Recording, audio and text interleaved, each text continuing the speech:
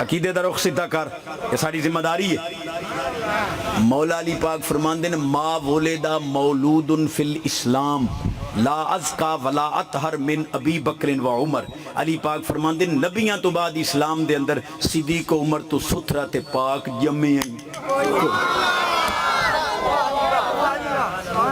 ایک اور حدیث سے پڑھا سارے کول سلوڑے نہیں سچیاں حدیث نہیں۔ مولا علی پاک فرماندے لا یجتمع حبی و بغض ابی بکر و عمر فی قلب مومن، فرمایا جنوں ایمان دا دعوی ہے او دے دل لگے اگر صدیق عمر دا بغض آیا میں علی نہیں آمنا، پہلو صدیق عمر تیرے دل لے چاہو سے تو میں علی اوساؤں ورنہ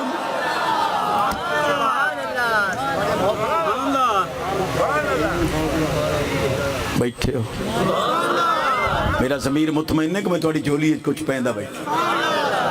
ان علی اجتاز بالمساجد ویتظہر بالقنادیل والناس یصلون التراوی اللہم نور قبر عمر کما نور المساجد بالقرآن۔ علی پاک تشریف لے آئے، عمر پاک دی شہادت تو بعد تراویاں باقاعدہ شامل، فرضاں شامل، بعد دعا میں دے ہاتھ چاہیوں نے یا اللہ عمر نے تیرے گھر نو قرآن نال روشن کیتا ہے تو عمر دی قبر نو نور نال منور فرما۔ نعرہ تکبیر، نعرہ رسالت، نعرہ تحقیق، نعرہ حیدری، لاجپال لاجپال۔ بیٹھے ہو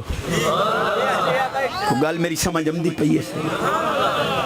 خدا دی قسم چاہ کے آنا کوئی مسئلہ کہ تیرا 036895 میرا نمبر ہے، نوٹ چکر کیا حضرت علی پاک نو خاتون جنت پاک دے رشتہ منگن در مشورہ ہی اصحاب ثلاثہ صدیق عمر تے عثمان دیتا۔ انہیں ایک پہ آکھے جنہیں کوئی پتہ ہے ہی مکہ کی ہویا جنہیں رسول پاک دے دروازے تے سونے علی پاک گھوڑ تے دولا بان کے نان گئے مگر ساڑا کلیجہ ٹھر دا اسانو رب سڑن آلیں چو رکھی ہی نہیں حضرت ٹھرنے ہیں چشمے ماں روشن دلے ماں شاد۔ علی پاک گھوڑ تے دولا بان کے رسول پاک دے دروازے تے گئے پر مجتہد صحبہ تو ہی کو جگرہ رکھ کیا علی ہوئے جڑا دولا بان کے رسول پاک دے دروازے تے گئے تے صدیق ہوئے جے دے دروازے تے خود رسول پاک دولا بان کے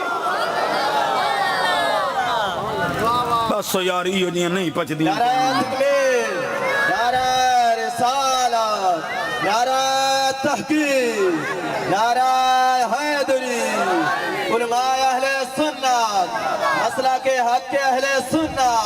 دعا دے سے چشتی رو میرے جملے تے غور کر، میں تیرے دامن کچھ پا رہے ہیں اپنا عقیدہ پا رہے ہیں۔ ہندو سکھ عیسائی یہودی کتا اپنا عقیدہ بیان کر سکتا ہے، سنی قرآن حدیث دا سچا عقیدہ بھی اپنا بیان کر سکتا ہے۔ میرے جملے تے غور کر، بڑا اچھا جملہ دے رہے ہیں سبحان اللہ سے تے دے سا کیا خاتون جنت پاک دا جہیز تے داج جتنے پیسے لگن سارے عثمان غنی پاک بھرے۔ پوچھے کسے علامے کو لوں کتنے رانیاں کتابہ چی موجود ہے کیا رسول پاک صلی اللہ علیہ وسلم علی پاک نے فرمایا زیرہ ویچ کے نا کوئی ضروری سامان لایا، عثمان غنی پاک نال ٹور پے تے راج فرماویں لگے چوکھے پیسے لینا زیرہ دے، میں کہا 400 روپیہ لائسا۔